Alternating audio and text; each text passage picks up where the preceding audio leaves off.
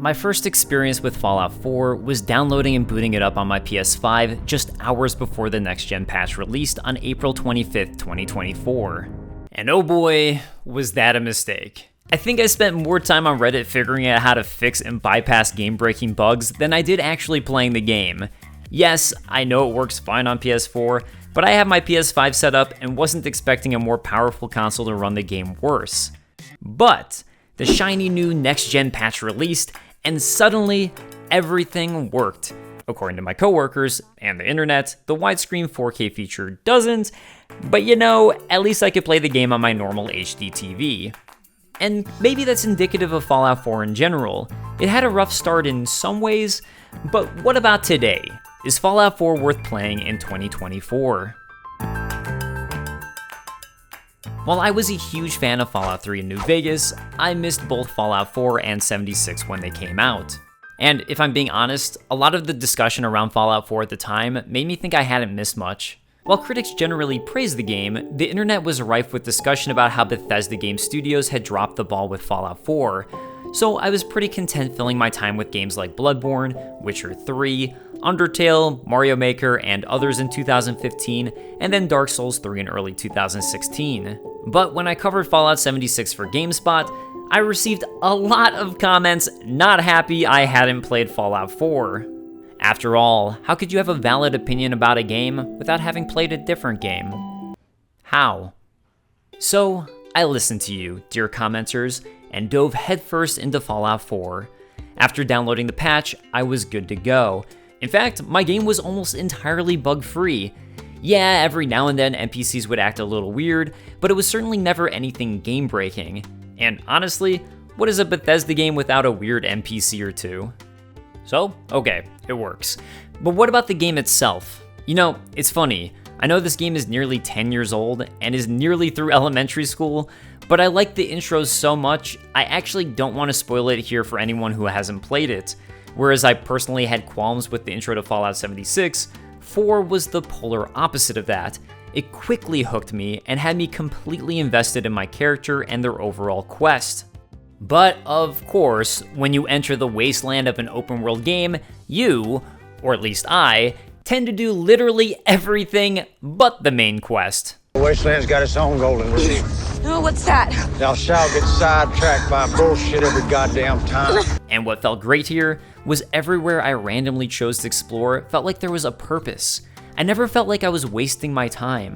You're loaded up with a number of side quests right off the bat, so I started heading towards these and exploring random locations on the way. These locations would pretty much always lead to some sort of discovery. Maybe it was a cool legendary weapon, maybe it was some new version of power armor, or maybe it was a bobblehead or comic book that would give me a permanent stat increase to my character, making everything from a gameplay standpoint feel worthwhile. Many of these locations have interesting backstories too, and while it's optional to engage with this stuff, it's nice how thought out it was. As an example, I stumbled onto a comic book shop. In my head I thought, oh sick, I need to go here because there's bound to be comics inside that will permanently upgrade my stats. And while I was correct, what I also found by reading all of the terminals was an interesting story and background to this location, where an attempt to turn a radio drama into a TV series went awry due to producers wanting a sexy actress to play the main role. It was a fun bit of commentary on how and why adaptations of popular properties can go so wrong. Whether it be a poor casting choice, producers trying to expand the market and audience of their property without realizing why their product works, and actors' demands, or talented writers quitting.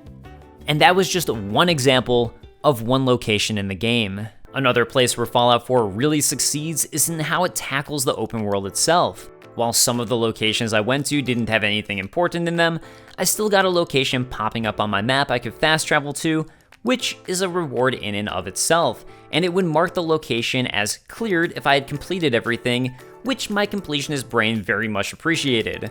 But there were so many quests I just accidentally stumbled upon. As an example, I decided to head east pretty early on, over to an area where I was tasked with killing Pyro. It was a stupid idea because I was low leveled and didn't have great guns, but damn it, I was doing it anyways.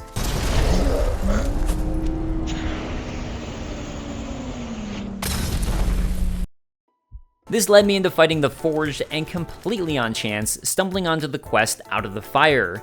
Apparently this is a quest a quest giver can give you, but instead, I activated it just by going to the correct location. It was cool to feel like, oh, my random exploration actually led to something meaningful. Similarly, in my travels, I stumbled upon Vault 81, and walking into it started my Vault 81 quest.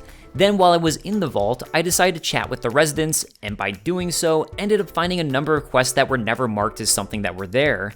Bethesda have rewarded me for hanging out in the vault and trying to see what was going on in there.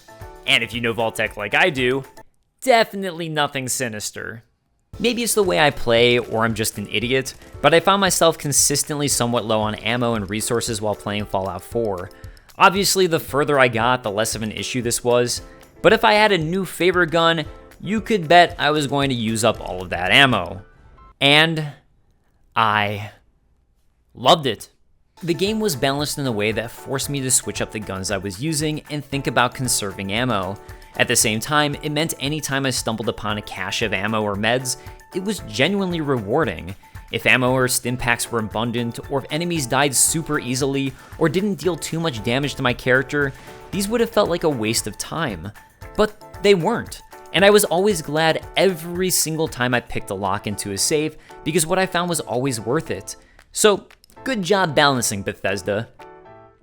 All this is to say, open world exploration is rewarding. You'll find interesting stories from the wasteland, cool unique weapons, permanent upgrades to your character, unique quests, and while doing so, consistently find vital resources you need for progression.